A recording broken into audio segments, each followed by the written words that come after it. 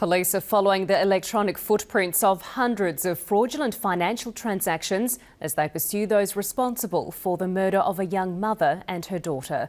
Carly Pearce-Stevenson and her daughter Candice are believed to have been murdered in December 2008, years before their remains were found, more than 1,000 kilometres apart.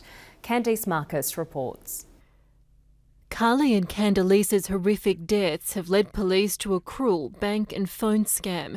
At least one man and two women were involved in stealing Carly's identity and impersonating her to banks, Centrelink and her own family. This crime is so appalling that it shattered the very confidence of the people of South Australia, and that the right thing to do now is to right the wrong and come forward and help the police with their investigation.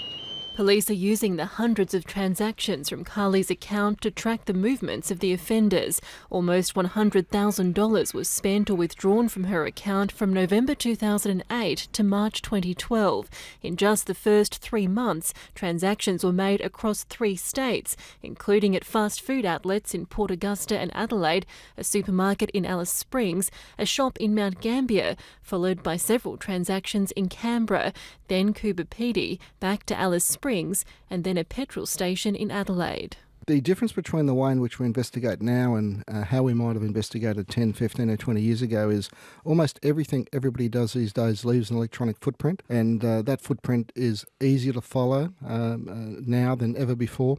So that actually points us in some pretty firm directions. Centrelink says it stopped the fraudulent payments in Carly's name in 2011 after its control system identified an issue. It says it's been helping police with the investigation and has tightened security. Its security system was also called into question after the infamous Snowtown murders, when the offenders used their victims' identities to claim social welfare payments for years after they tortured and murdered them.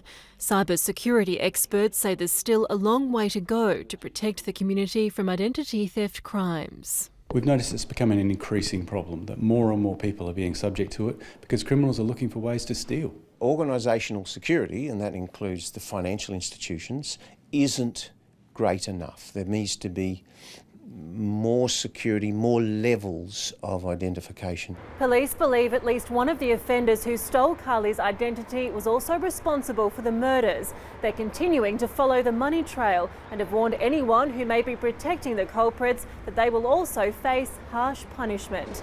Candice Marcus, ABC News, Adelaide.